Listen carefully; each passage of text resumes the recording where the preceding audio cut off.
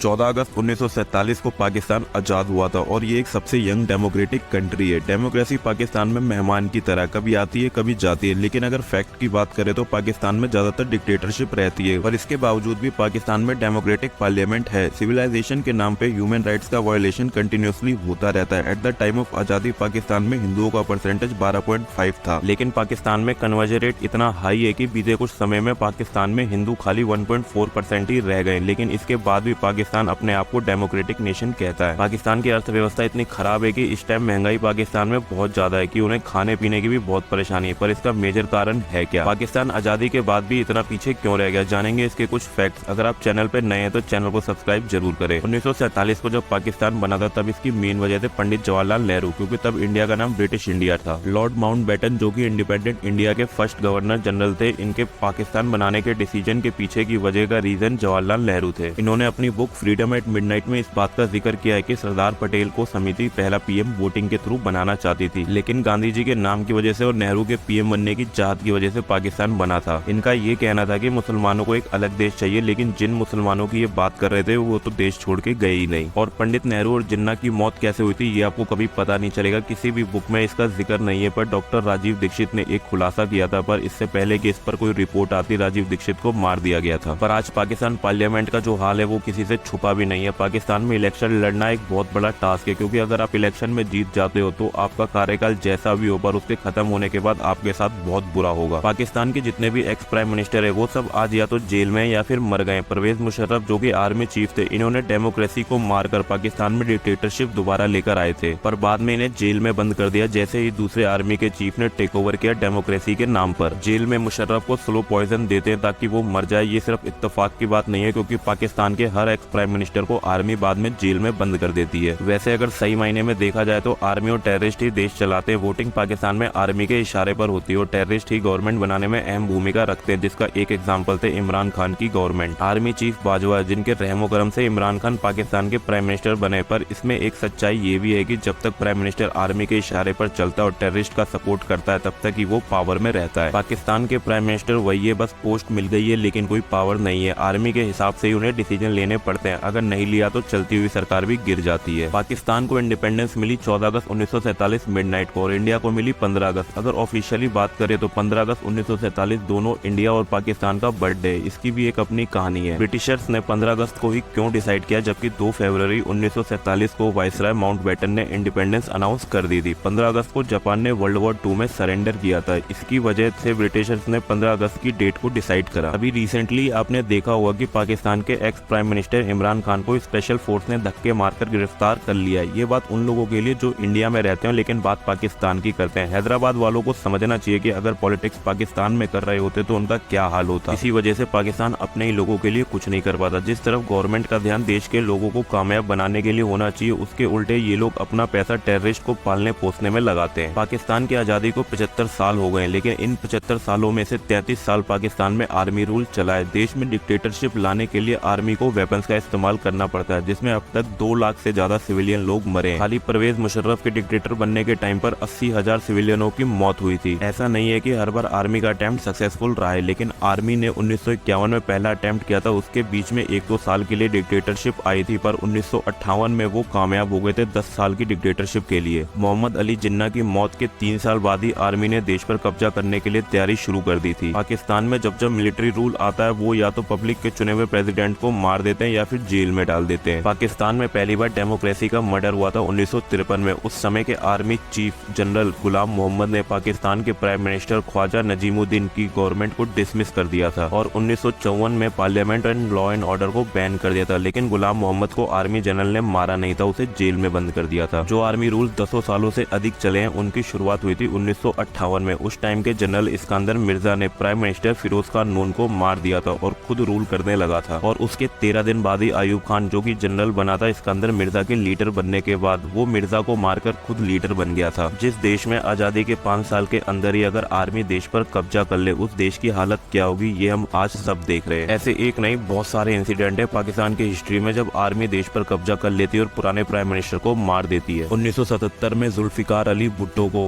1999 में परवेज मुशर्रफ ने नवाज शरीफ जो प्राइम मिनिस्टर थे उसको अरेस्ट करके जेल में डाल दिया था। 2008 में परवेज मुशर्रफ को अरेस्ट कर लिया गया था और 2023 में जब शहबाज शरीफ पाकिस्तान के प्राइम मिनिस्टर बने तो ये लेगेसी उन्होंने भी आगे बढ़ाई है और पाकिस्तान के ex prime minister Imran Khan को अरेस्ट कर लिया है। जिस देश के नेता अगर इस तरह की सोच रखेंगे तो उस देश के लोगों का क्या होगा। पाकिस्तान की पार्लियामेंट में ये पीओके पर बहस करते हैं, लेकिन इनको पहले अपने लॉ एंड ऑर्डर पर बहस करनी चाहिए। पाकिस्तान में प्राइम मिनिस्टर बनना मतलब अपनी मौत को दावत देना। शहबाज शरीफ जो इस समय पाकिस्तान के प्राइम मिनिस्टर हैं, आने वाले समय में उनका भी यही हाल होगा। जब तक वो जनरल बाजवा की बातें और टेररिस्ट के सपोर्ट में काम करेंगे तब तक ही वो उनकी कुर्सी सलामत रहेगी। जो पॉलिटिशियन इंडिया की पार्लियामेंट में काले झंडे दिखाते हैं और कश्मीर के मुद्दे को बायलैटरल बताते हैं और बाद में पाकिस्तान उनकी स्पीच को यूएन में ऐसा एविडेंस देती है और इसके बाद भी ये लोग कहते हैं कि इंडिया में बोलने की आजादी नहीं है, तो उन लोगों को एक बार अपने चहीते देश पाकिस्तान की पॉलिटिकल हिस्ट्री को पढ़ना चाहिए। पाकिस्तान की आधे से ज्यादा फंडिंग टर्की, ईरान, चाइना और दूसरे मुस्लिम देशों से आती है। आज पाकिस्तान इतना डेप्थ में है कि उसके पास अपने लोगों को खाना खिलाने के लिए भी पैसा नहीं है। 1949 में लियाकत अली जरदानी, 1980 में जियाउल हक, 1995 में बेनजीर भुट्टो के खिलाफ भी आर्मी ने कब्जा करने की कोशिश करी थी लेकिन नाकामयाब रही। लेकिन पाक आर्मी ने इन्हें बाद में मरवा दिया। ऑफिशियली और अनऑफिशियली दोनों तरफ से अगर बात करें तो पाकिस्तान की आर्मी चलाती है देश को और जो इनके रास्ते में आता है उसे या मरवा देते हैं। रिसेंटली इमरान खान एक एग्जाम्पल और नमूना है। शहबाज शरीफ के साथ आने वाले टाइम में क्या होगा ये देखना होगा। लेकिन पाकिस्तान को इसकी आदत है, जो टेररिस्ट पालते हैं और प्राइम मिनिस्टर क्या है और आम आदमी क्या है इनके लिए। आखिर प्राइम मिनिस्टर के पद से हारने के बाद शहबाज शरीफ के साथ क्या होगा, कमेंट करके जरूर बताना। क्या पाकिस्तान अपनी लेगेसी यानी एक्स प्राइम मिनिस्टर को एग्जीक्यूट करने वाला काम ही इनकी बर्बादी की वजह बनेगी? टेररिस्ट के बारे में आप ही बताओ। आई होप कि आपको ये इन्फॉर्मेशन पसंद आई होगी। बाकी अगर बात और वीडियो पसंद आई हो तो चैनल को सब्सक्राइब और वीडियो को लाइक जरूर करें।